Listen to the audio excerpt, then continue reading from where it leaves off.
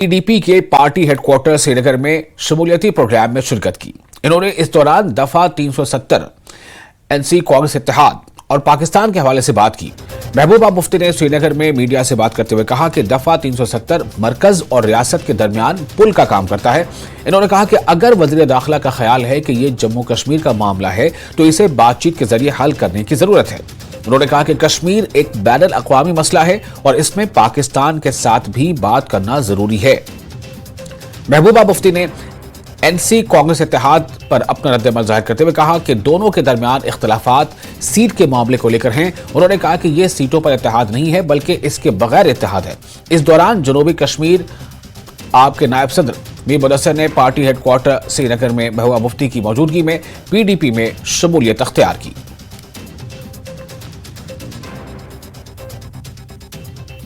कि पहली बात तो ये है कि ये वही बीजेपी की सरकार है जिसमें जब अटल बिहारी साहब चीफ प्राइम मिनिस्टर थे तो उन्होंने माना कि जम्मू कश्मीर की समस्या है, इसका समाधान निकालना है, और उन्होंने पाकिस्तान से भी बात की और यहाँ सेपरेटिस्ट लीडर से भी बात की।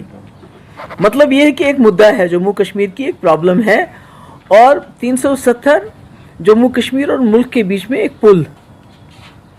अब उन्होंने वो पुल तोड़ दिया। उन्होंने खुद देखा कि क्या मतलब मामलात हो गए यहाँ पर। पार्लियामेंट इलेक्शन में उन्होंने देखा किस तरह नॉर्थ कश्मीर में लोगों ने प्लेबिसाइट सेंटिमेंट के ऊपर वोट डाले, जो वो सोचते थे शायद ख़त्म हो गया। तो मुझे लगता है कि उन लोगों ने उनको जवाब दिया है कि मसले कश्मीर है और 370 को ख़त्म करने से वो और कॉम्प्लिकेटेड हो गया है।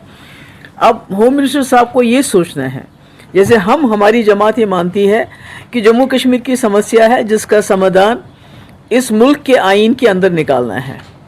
तो अगर वो आइन की जो एक कड़ी है 370 उसको तोड़ना चाहते हैं तो फिर वो मेरे ख्याल में जो अमित शाह साहब जो है वो सेपरेटिस्ट की बात कर रहे हैं, क्योंकि सेपरेटिस्ट तो 370 को नहीं मानते हैं।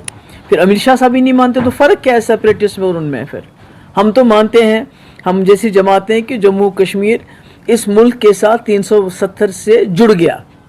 सेपरेटिस्ट कहते हैं नहीं जुड़ा है, कोई 370 हम नहीं मानते। तो अमित शाह साहब भी वही बात कह रहे हैं, इसका मतलब वो वही बात कहना चाहते हैं, वही बात, उसी बात पे यकीन करना चाहते हैं जो सेपरेटिस्ट कहते हैं कि कोई नहीं है, कोई जुड़ाव ही नहीं हुआ है।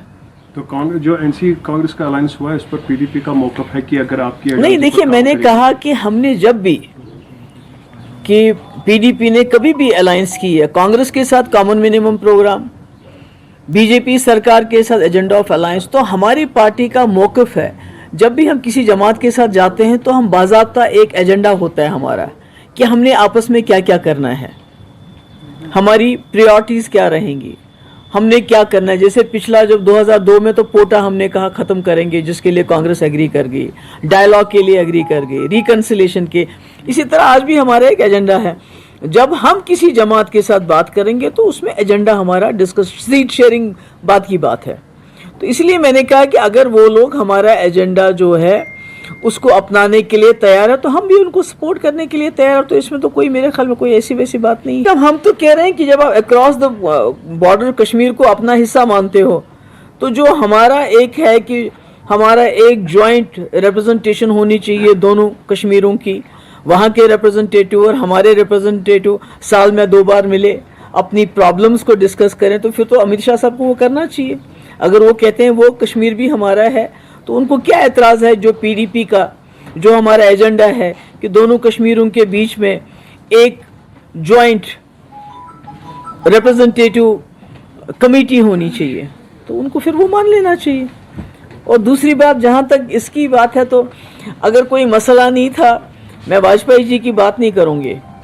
अगर पाकिस्तान के साथ इतनी चिढ़ है तो मोदी जी पाकिस्तान करने के लिए लाहौर लेने क्या गए थे? हमारे लिए सीट शेयरिंग नहीं होती है।